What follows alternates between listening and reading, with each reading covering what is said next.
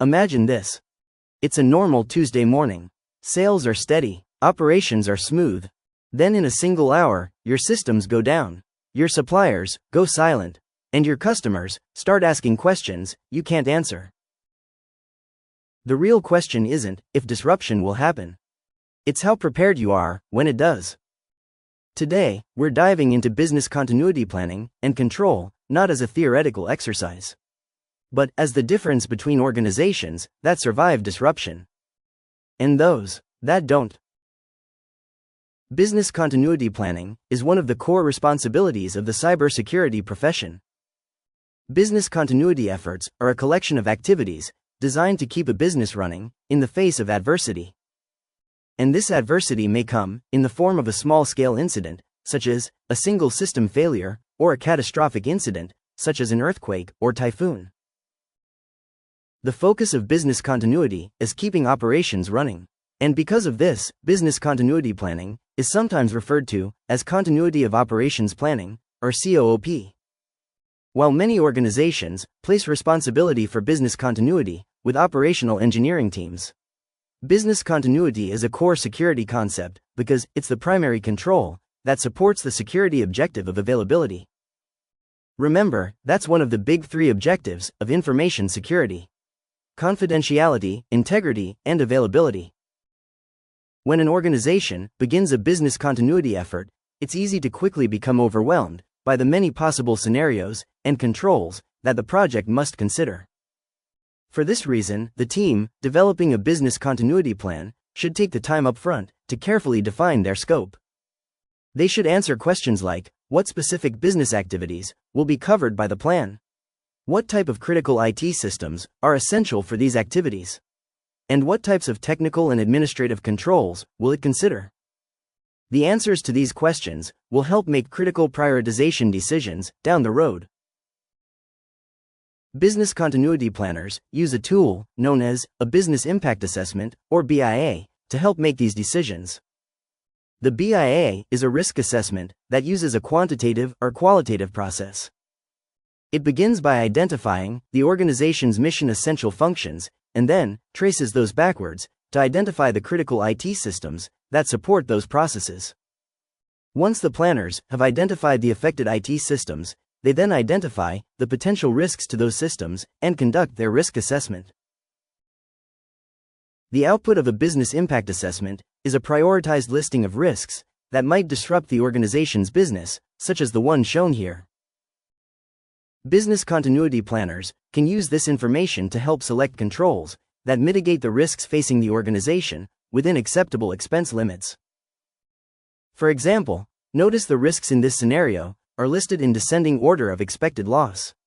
It makes sense to place the highest priority on addressing the risk at the top of the list, which is flood damage to a data center, but the organization must then make decisions about control implementation that factor in cost. Another example: if a flood prevention system that costs a significant amount could cut the risk of hurricane-related damage to a data center by half, investing in it would likely be a wise choice, especially if the expected payback period is less than a year. In a cloud-centric environment, business continuity planning becomes a collaboration between cloud service providers and the customer. For example, the risk of a hurricane damaging a data center may be mitigated by the service provider by building a flood prevention system, but it also may be mitigated by the customer by choosing to replicate a service across data centers, availability zones, and geographic regions.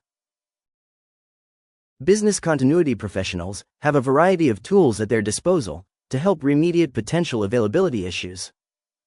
One of the critical ways that IT professionals protect the availability of systems is ensuring that they're redundant. That simply means that they're designed in a way that a failure of a single component doesn't bring the entire system down. Business can continue in the face of a single, predictable failure. The single point of failure analysis process provides security professionals with a mechanism to identify and remove single points of failure from their systems. Let's look at an example. Here, we have a simple, web-based application, a web server, protected by a firewall, and connected to the internet.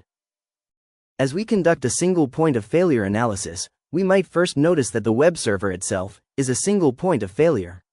If anything goes wrong with that server, the web service will stop functioning. We can correct the situation by replacing the single web server with a clustered farm of servers that are all designed to provide the same web service.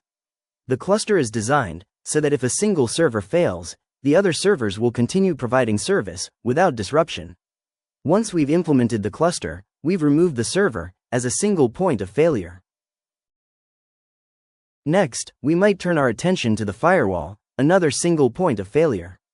If the firewall goes down, internet users will not be able to reach the web server, rendering the web service unavailable. Therefore, the firewall is also a single point of failure. We can correct that situation by replacing the firewall with a pair of high availability firewalls, where one serves as a backup device, standing by to step in immediately if the primary firewall fails. By replacing the single firewall with a high availability pair, we've removed the firewall as a single point of failure. But we have still yet another single point of failure here: the internal and external network connections. As with the web server and firewall, we can address this single point of failure by introducing redundancy and having two separate network connections for each link. If one fails, the service may continue to operate over the other. This single point of failure analysis may continue on, identifying and remediating issues until either the team stops finding new issues or the cost of addressing issues outweighs the potential benefit. This single point of failure analysis is an important part of an organization's continuity of operations planning efforts. Organizations should also consider the other risks facing their IT operations. As they conduct IT contingency planning, they should not only consider single points of failure, but also all of the other situations that might jeopardize business continuity. For example, these might include the sudden bankruptcy of a key vendor, the inability to provide computing or storage capacity needed by the business, utility service failures, and any other risk that IT management believes may disrupt operations. And one final component of business continuity planning that's often overlooked is personnel succession planning.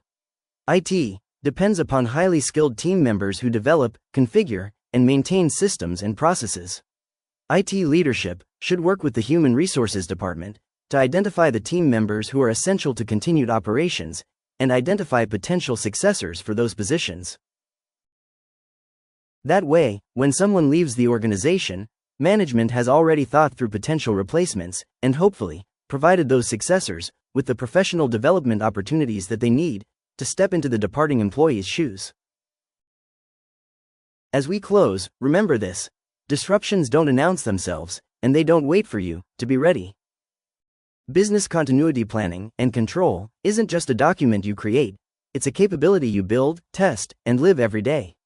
Because when the unexpected happens, your plan is no longer theory, it becomes your organization's lifeline. So, the real takeaway is simple: when the next disruption comes, will your business pause? Or will it continue? That's it for now. Thank you for watching, and I'll see you on the next one.